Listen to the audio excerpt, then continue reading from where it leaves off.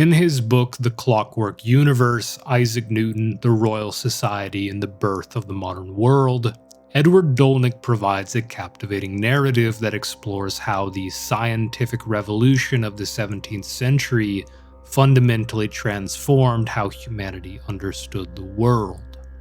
Dolnick presents a story of Sir Isaac Newton and his contemporaries and fellow members of the Royal Society, including Robert Hooke, Christopher Wren, and Gottfried Leibniz, delving into their personal lives, rivalries, and sometimes petty conflicts that accompanied their monumental achievements.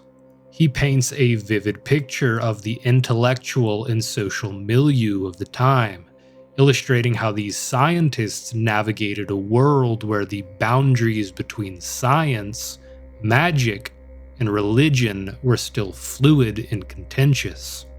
As Dolnick notes, these were men who genuinely believed in angels, demons, alchemy, astrology, and supernatural notions, while simultaneously holding to a universe governed by precise mathematical law.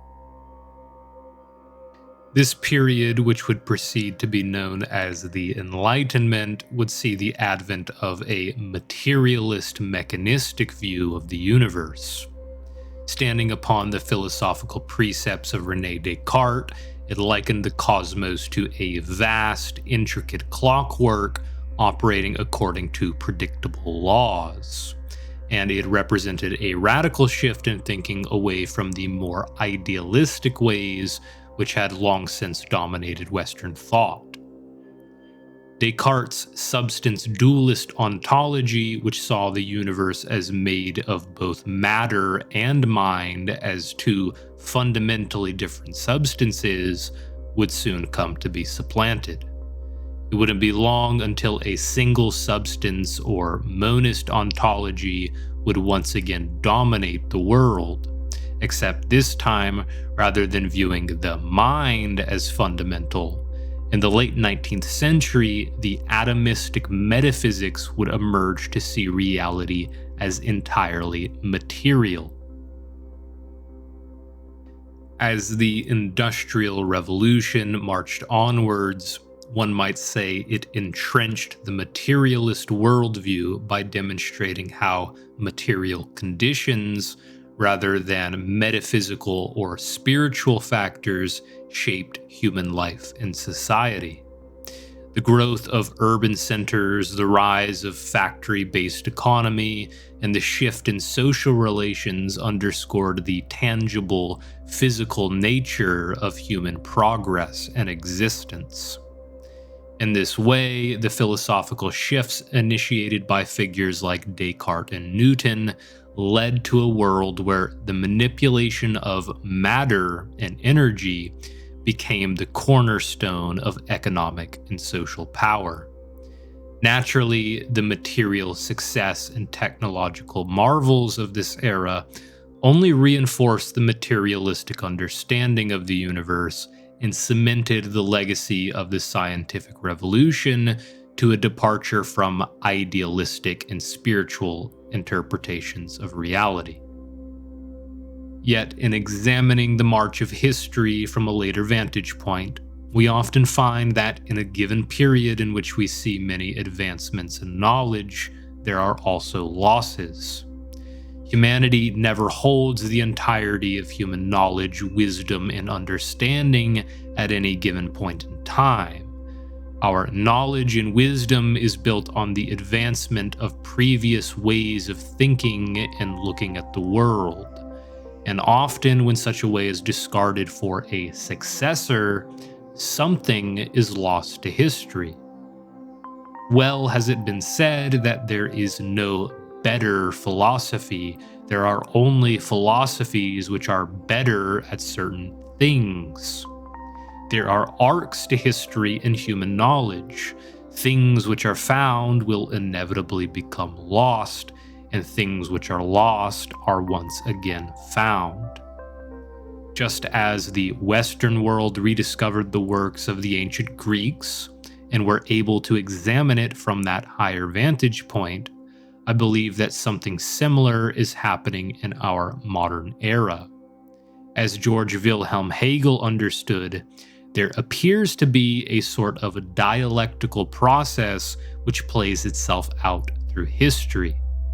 In some sense, mankind is an elaborate mind which alternates between extremes and synthesizes them by throwing away the bad and keeping the good of both.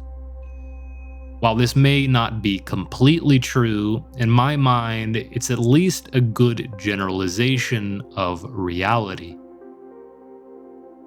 In our modern world, in which we are raised under an ecosystem of scientific materialist presuppositions about reality, it seems to me that there is a general sentiment that we in some way have reached the end point of history, that the idealist notions, superstitions, fairy tales, magical beliefs, the old modes of thinking, has rightfully been supplanted by the objectively correct ways of viewing the world.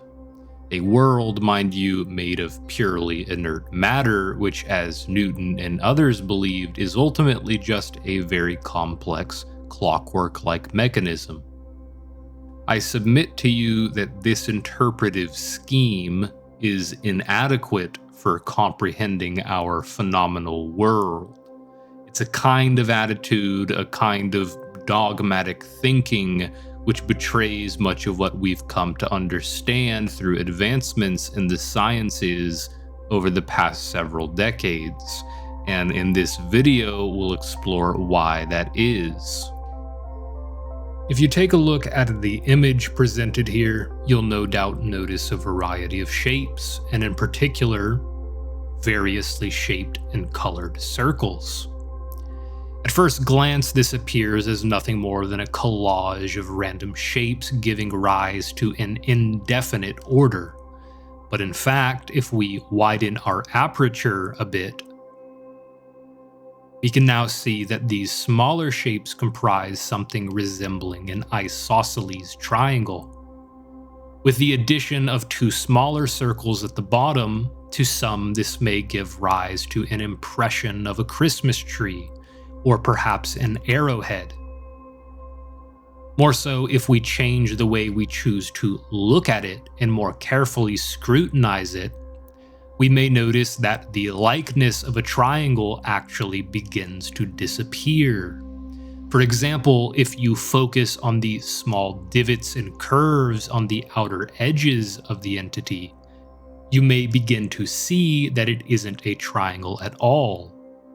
Rather, it simply appears as one via its constituent parts.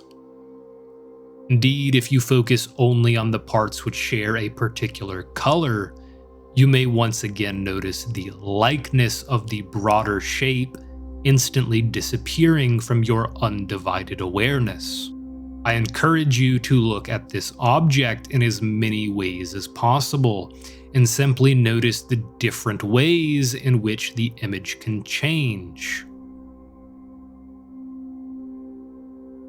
I'd like to submit the following line of inquiry. Is this image of a singular triangle, or is it simply the arrangement of the many constituent parts which give rise to something that appears as a triangle? Well, as we'll explore later, the way you answer that question may say far more about you than it does the entity or entities in question. This example conveys the principle of Gestalt psychology, which was founded in the 20th century and provided the foundation for the modern study of perception. Gestalt theory emphasizes that the whole of anything is greater than its parts. That is, the attributes of the whole are not deducible from analysis of the parts in isolation. I believe this principle and its implications are conveyed quite simply by physicist Maxwell Planck. When you change the way you look at things, the things themselves begin to change. Indeed, the implications for these principles appear to stretch far beyond the domain of immediate sense perception. These principles seem to apply to conceptual constructions and complex logical structures. At any given moment, a subject can be analyzed with a variety of different metaphors, analogies, and paradigms which exist in the periphery of one's own conscious awareness. In understanding the fickle and uncertain nature of reality appears to be a necessity for proper philosophic thought.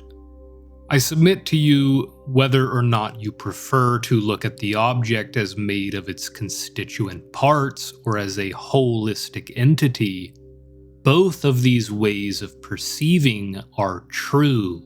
They both convey different yet codependent ways of perception. In applying these notions in areas less abstracted away from worldly concerns, it is my belief that humanity writ large today is losing its ability to grasp the greater totality of phenomenality in exchange for an increasingly isolative, discrete, and abstract perspective which breaks the phenomenal world down to material things, and then lays near exclusive claim to ownership of the collective ontology of mankind. Ownership of our basic ideas as to what phenomenality is and how it works. I find it peculiar that, seemingly coinciding with the scientific materialist revolution, much of Western society has come to view philosophy as a simple, logical, and intellectual exercise that holds little significance to us. Yet how can one come into an understanding of the importance of philosophy without first engaging in philosophy? More so, what is it that makes us feel or think that the modern formulation of the empirical sciences is the end-all be-all of human knowledge, if not philosophy itself? You see, every once in a while you get some celebrity scientist like Neil Tyson, Lawrence Krauss, or Stephen Hawking to express the idea that philosophy is useless or obsolete, and that the sciences can now surely replace the function of philosophy. If I, as some sort of New Age omnist, were to say that religion can now replace the function of philosophy, I suspect these people would rightfully go stark raving mad, and they would perhaps be right to criticize it as a rather myopic worldview. I think this idea is best encapsulated by Sam Harris, who has actually tried to argue that science can ultimately answer moral questions. Harris argues that since we can quantify people's well-being, science can actually answer moral questions. He is or was seemingly unaware that this deterministic utilitarian worldview was largely explored and addressed in history. And by all accounts, this is a new revision of the consequentialism of thinkers like John Stuart Mill and Jeremy Bentham. Both of these thinkers appear to have thought that moral decisions could be decided upon the extent to which they maximize the good. Of course, neither of them clearly addressed the method by which they decide what is good and what is bad. Why do you prefer well-being or pleasure over suffering and pain? To think engineering a society to maximize pleasure and well-being over suffering and pain will simply lead to a happier, healthier society is fundamentally an error of looking at human beings as though we are cogs in a machine, or perhaps hedonistic pigs meant to be satiated with dumb, numbing pleasures. Indeed, Thomas Carlyle famously quipped that such a perspective was a philosophy fit for swine. It's concerning to me that this kind of elitist technocratic philosophy may be once again becoming the basis for future humanity today. Harris has also previously argued in a blog post that the distinction between science and human rationality writ large should be abandoned, meaning that any individual engaging in a careful, logical, evidential-based thought process is essentially doing science. Yes, indeed, in Sam's view, a philosopher is no different than a scientist. They are one and the same, and rationally deducing who scratched your car last Tuesday is grounds for doing science. I suspect that this idea will not satisfy genuine scientists nor genuine philosophers. I want to point out here that this inclination towards having science absorb philosophy and religion is very alarming, as it's quite radical and obviously very poorly thought out. In essence, this is what this video essay today is about. There is a movement within Western civilization today which is perhaps best encapsulated in the motto, "Trust the science," which in my opinion should strike everybody as a terrifying notion. My friends, the point was never to trust the science, it was to elevate the citizenry to the standard of scientific and philosophic literacy required to hold scientists, academic administrators, government research organizations, and all relevant interest groups accountable. This is what separates science, or was supposed to separate science, from being a papal authority in a liberal democracy. Broadly speaking, the criticism I'm presenting here today is one of modern institutional science, its dogmatic metaphysical presuppositions which it often pretends not to hold, and the pop-sci worldview which is conveyed to the public in a way which is resemblant of a priest class disseminating the word of God down towards the illiterate masses. If that sounds like an unfair characterization, then let's take a moment and examine this from the metaphysical foundation and from a sociological angle.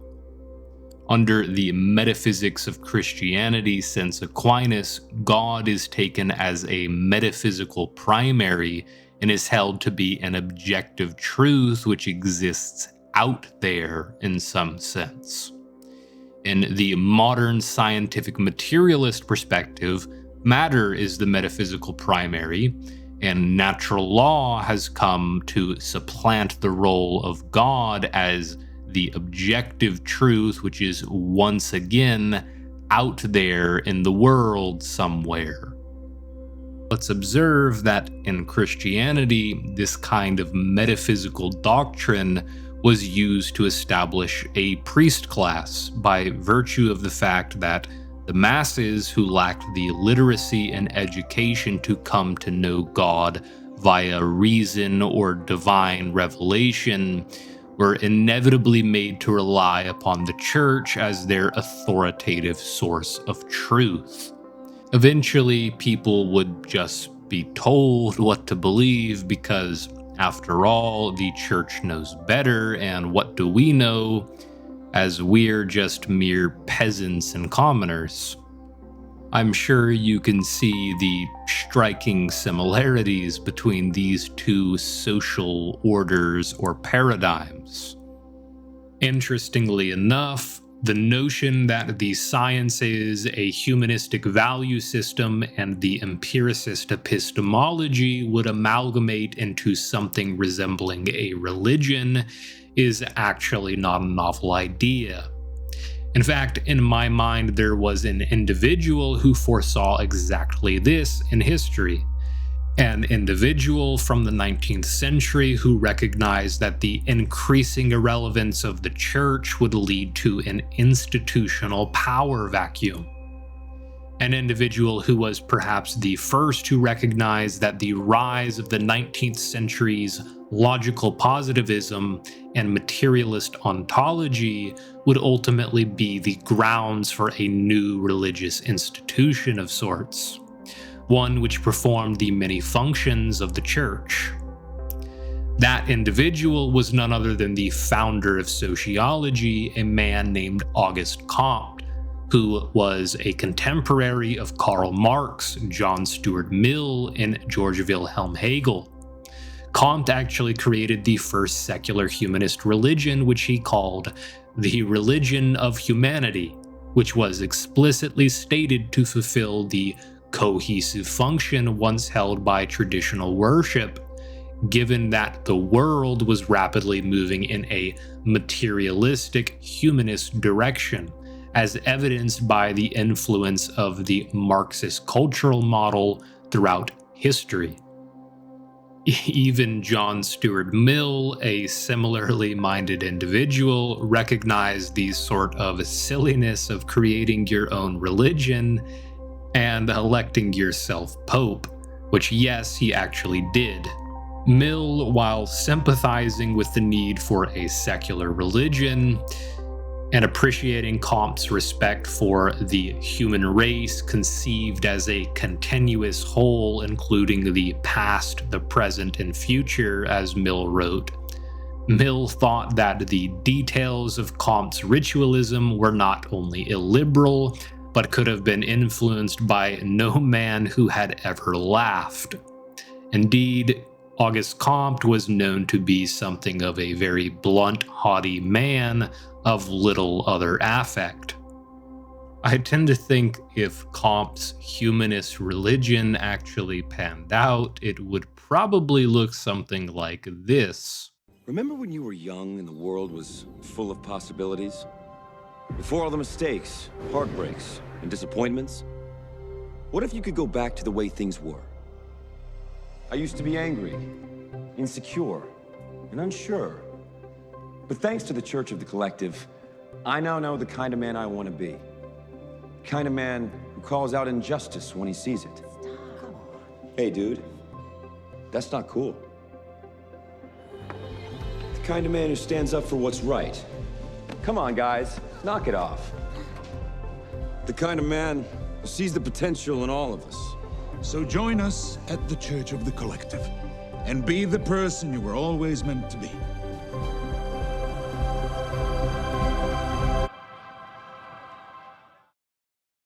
While the religion of humanity ultimately didn't quite pan out as Comte may have preferred, it seems to me that many of his intuitions about the direction of the world has evidenced itself to be correct.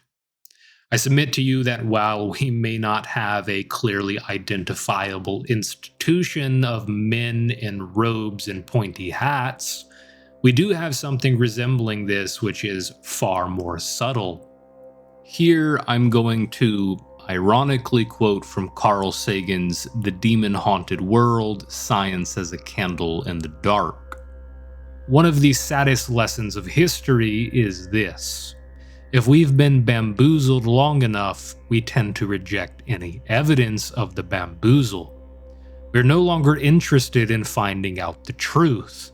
The bamboozle has captured us.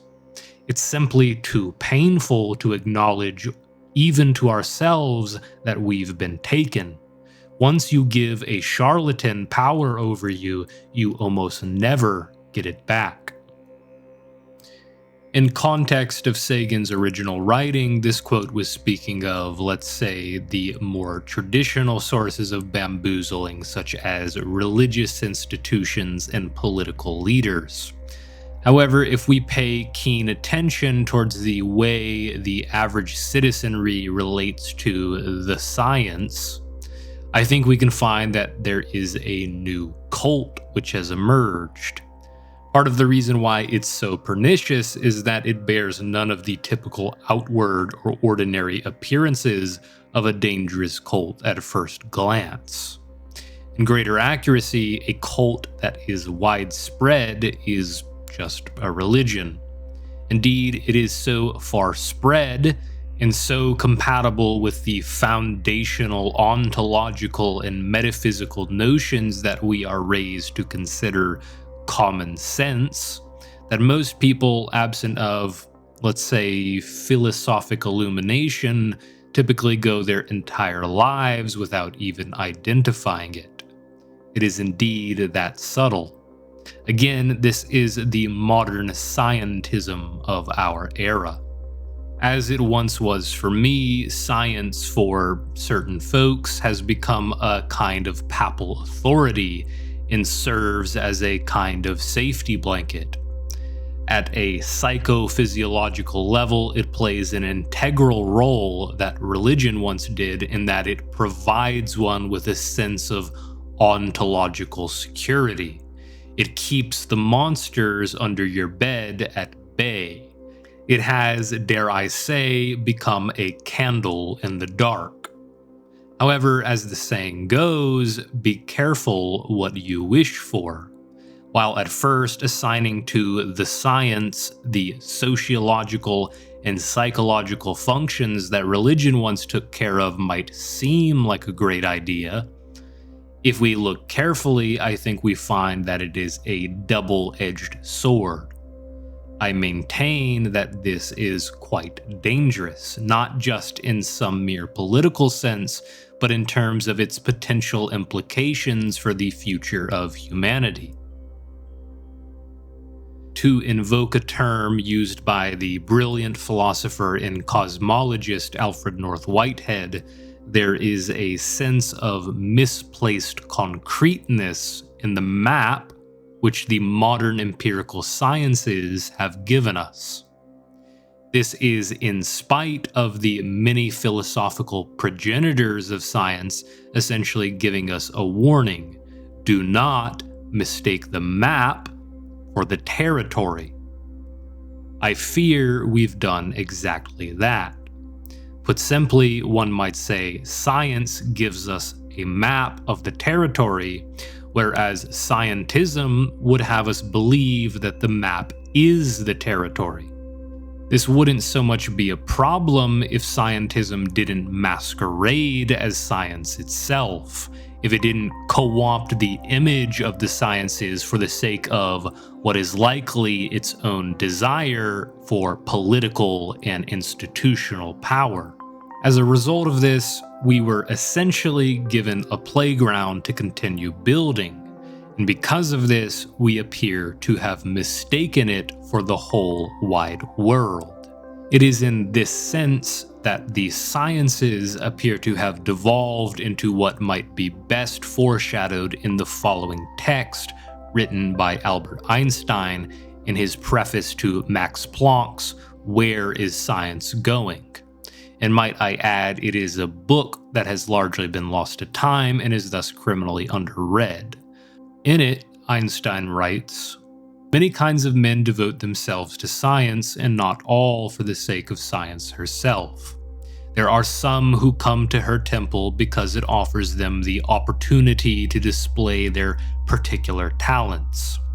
To this class of men, science is a kind of sport in the practice of which they exult, just as an athlete exults in the exercise of his muscular prowess.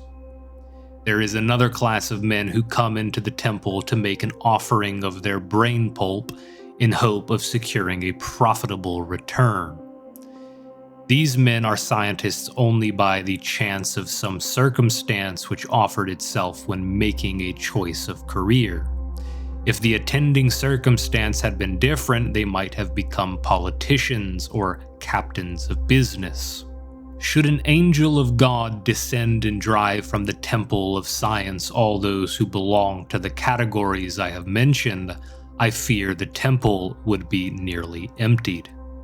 But a few worshippers would still remain, some from former times and some from ours. To these latter belongs our Planck, and that is why we love him. It seems apparent to me, looking at the state of science today, that this class of people and interest groups which Einstein identified in his time are taking over the soul of science herself.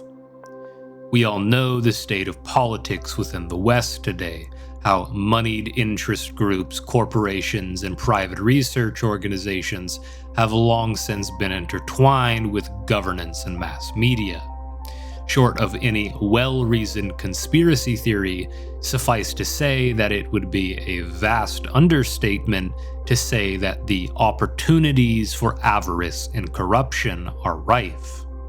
This is indeed a proclamation that the temple of science has been made into a marketplace. I want to make a brief aside here and say that we're not doing conspiracy theories here, we're doing philosophy. However, if you think that genuine conspiracies don't take place or that institutional science is somehow immune from the influence of such corruptive forces, then I'm afraid you may have found yourself in the wrong alley of the internet. The simple fact of the matter is, from a game theoretical perspective, if you are unable or are uncomfortable with wielding probabilistic and constructive logic to arrive at multiple possible conclusions, then you will be rendered a non-player character for those who do cogitate in these ways. The world is a zero-sum game of multiple agents seeking to exert control over material and mental conditions. My sweet summer child, you live in Game of Thrones, not Downton Abbey, and if that's news to you, then again, you may want to entertain yourself elsewhere. Many who have seemingly come to invest their faith in science often seem to abstract their understanding of the material conditions of our world today away from their lofty idealized notion of science itself. Science can refer to an institution as much as it can a process of inquiry or a body of knowledge. Institutions are prone to the exact same sociological pitfalls as all others, and simply invoking the process of peer review and scientific consensus does not negate that fact. As many in Einstein's day did, if we treat science as a temple in dedication to itself or to some superficial packaged notion of cosmic spirituality that we might find in your average Netflix production, then I submit to you that we may have lost sight of that ethos upon which the sciences were founded. Indeed, we may have lost science herself.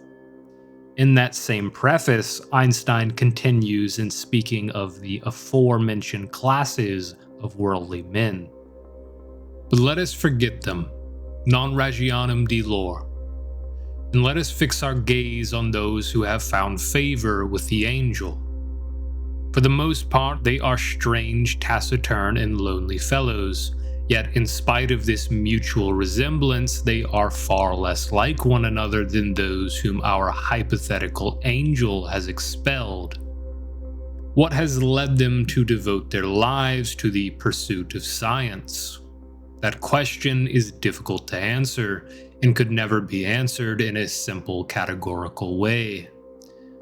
Personally, I am inclined to agree with Schopenhauer in thinking that one of the strongest motives that lead people to give their lives to art and science is the urge to flee from everyday life with its drab and deadly dullness, and thus to unshackle the chains of one's own transient desires, which supplant one another in an interminable succession so long as the mind is fixed on the horizon of a daily environment.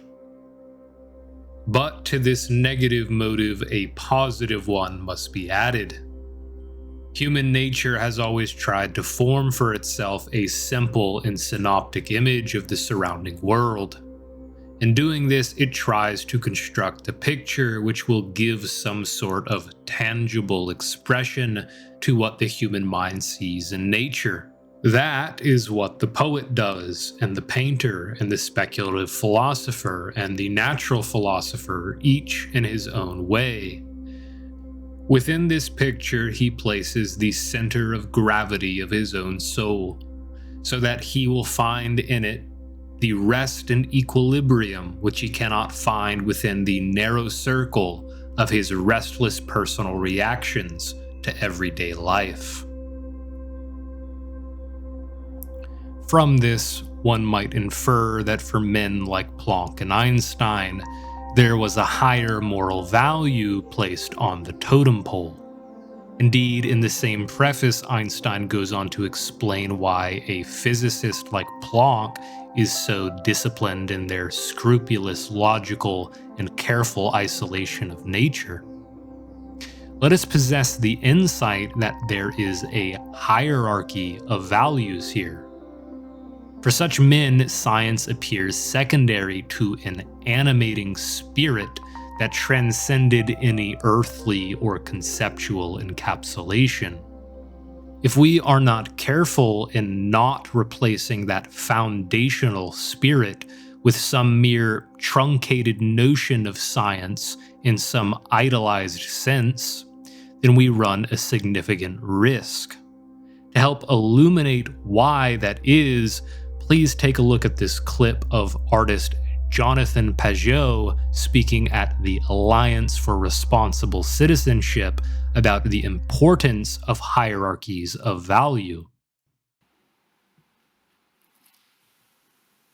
And so it seems like the ideas that Plato brought to light have to be explored and taken seriously once again. That is, the world can no longer be described only in terms of forces and stuff, but it has to be described in terms of categories of human consciousness, like attention, like relevance, like care. And maybe for some of you, that is too much of a jump to say that the world is made of care or that the world is made of love. But at least an acknowledgement that the human world is made of care, right? That without care, there is death. That without care, there's paralysis. And if we care for the wrong things, then there is chaos and tyranny in our lives and in our societies. And this is where I think that maybe I can help bridge some of the more religious and secular people.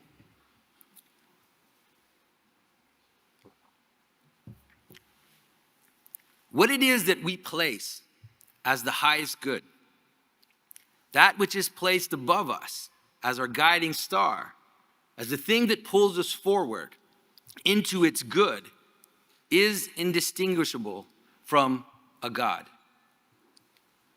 Just like a God, that supreme value will drive us towards it, will subjugate all things to it, and the type of attention it will receive will be indistinguishable from worship. And if what we put at the top there is not in fact the supreme good, then it will twist reality, it will twist the facts, and it will twist the data into its service. And if we can't see that, if we can't understand that, we will never understand what happened to us during COVID. We will never understand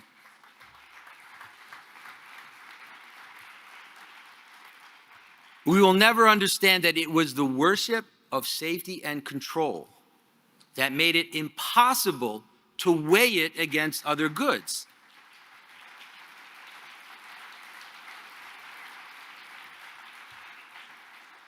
To even posit other goods made you not only wrong, but a heretic that had to be banished and run out of the common space. And so we sacrificed, we subjugated all other goods, the education and mental health of our children, the communion with our families, our religious participations, and so many aspects of life which provide meaning and purpose for nearly 2 years in some countries. And then the practical reasons became completely opaque, right? 2 weeks to flatten the curve, and then that no one should die, or maybe to keep the hospital safe, then what? That no one should ever get the disease? That everybody had to be vaccinated with a vaccine that doesn't stop the spread of the disease? So what's the goal? What's the goal? It didn't matter. It no longer mattered what the little goals were anymore. Once the God has taken possession, all the facts, all the purposes, all the goods will simply serve that God. Now, safety is a good. Of course it is. Of course safety is a good. It is simply not the supreme good. And it just needs to not pretend to be. And that's all we need. And so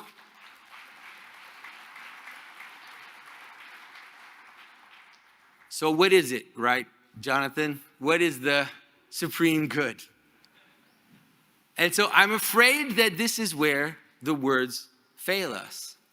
Of course, for the good itself is not a good. It is goodness, just like truth itself is not a truth, but the mysterious standard by which we measure true statements. And it's the same reason why we notice that beauty is not beautiful. And so the philosophers and the theologians say that the capital G God is ineffable. So when Dante, in his comedy, reached the highest point of his ascent and entered into that mystery, he said, "Power here failed the deep imagining, but already my desire and will were rolled like a wheel that is turned equally by the love that moves the sun and the stars." The love, the care that moves the sun and the stars. That's not bad. That's not a bad way to talk about it. But for the secular people listening out there who might wince at the idea of the ineffable, that's fine. I understand it.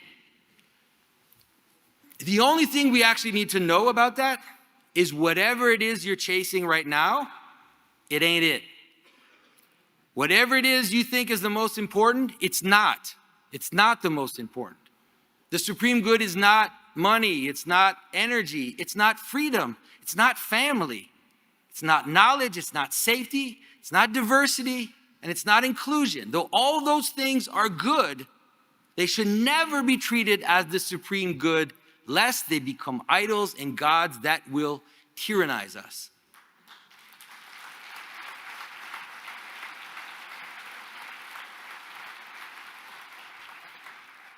And so the goods must dance together. They play against each other. They have to be put in proper hierarchies, where the more encompassing goods, like the virtues, guide the lower goods, like the stuff, with none of the goods completely ruling the others, or else they might become, once again, vices that will overwhelm you. And so, and at least for now, I think that even for those who are here or those who are watching this, who do not believe and do not worship the supreme, ineffable good, at least keep your eyes high, and at least always look higher. And don't let your sight and your perception stop at the goods that you care about today. So thank you.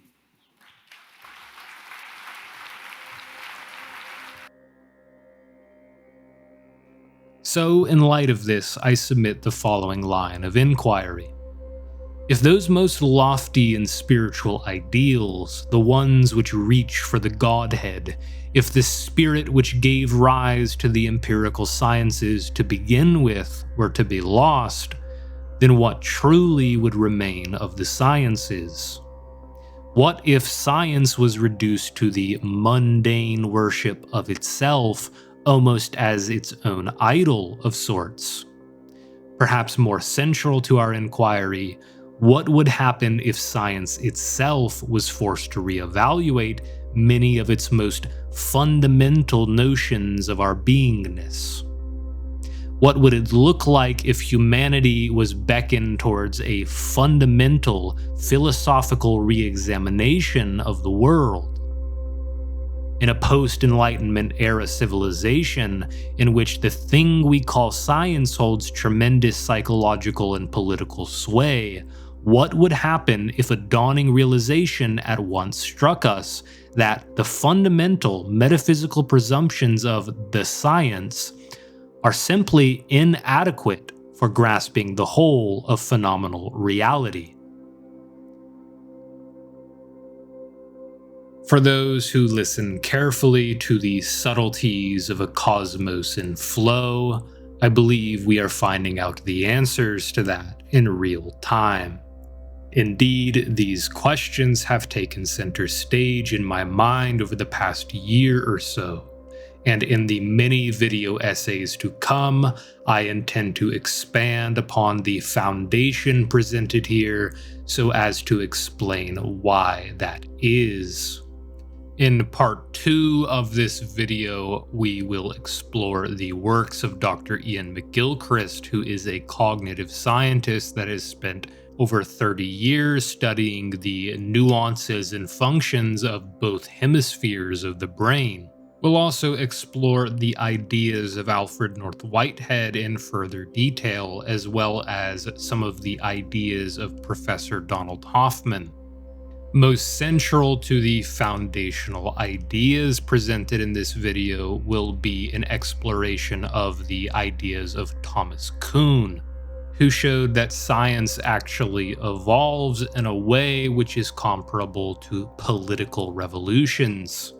And finally, I will provide a couple examples of the kind of institutional dogma on full display within our modern world.